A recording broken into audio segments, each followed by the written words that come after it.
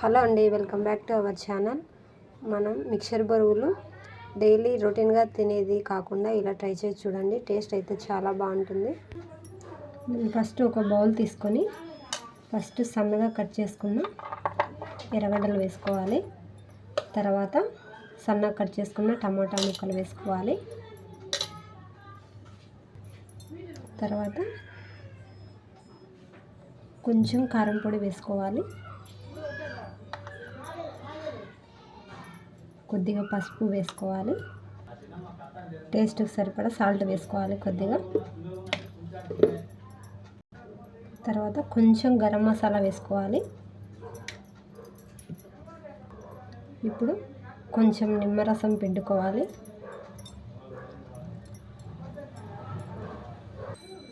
తర్వాత దీంట్లో కొన్ని మనం కారాలు వేసుకోవాలి. మొత్తం అంతా మిక్స్ చేసుకోవాలి. ఇలా మిక్స్ చేసుకున్న తర్వాత మనం బొరుగులు వేసుకొని మిక్స్ చేసుకోవాలి. తర్వాత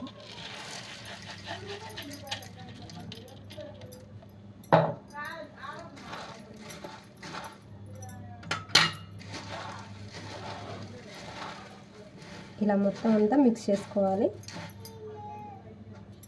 ఇలా మొత్తం అంతా మనం కలిపేసుకున్న తర్వాత లాస్ట్లో సన్నగా కట్ చేసుకున్న కొత్తిమీర వేసుకోవాలి.